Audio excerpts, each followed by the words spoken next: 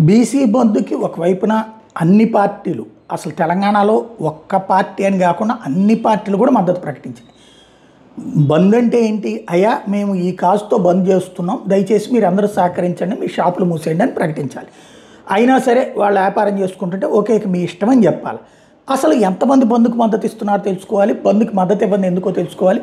ఆ విషయం ఏంటో చెప్పాలి. అది మానేసేసి బంద్ చేయట్లేదని రోడ్డు పక్కన అట్లేసుకునే వాళ్ళని, చిన్న చిన్న చిరు వ్యాపారాలు చేసుకునే వాళ్ళ మీద దాడులు చేయడం ఏంటి? వాళ్ళని ధ్వంసం చేయడం ఏంటి? వాళ్ళు ఏమైనా కోటీశ్వరులా? నీలాంటి వాళ్ళే కదా, బీసీ ఎస్సీ ఎస్టీలే కదా అక్కడ కూడా వ్యాపారాలు చేసేది కానీ పనులు చేసేటటువంటిది కానీ. వాళ్ళ మీద దాడులు చేయడం ఏంటి?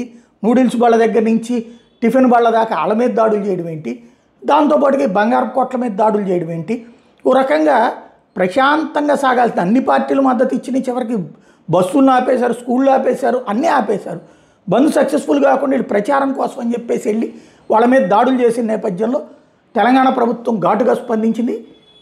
9 మంది బీసీ సంఘాల నాయకులు ఎవరైతే ఇట్లాంటి విధ్వంసాలకు పాల్పడ్డారో వాళ్ళని అరెస్ట్ చేసింది. ఇది విరుద్ధం, దుర్మార్గమైనటువంటి చర్య, బీసీలను అవమానించడమే అంటూ ఇప్పుడు బీసీ సంఘాల నేతలు కృష్ణయ్య లాంటి వాళ్ళు మాట్లాడుతున్నారు.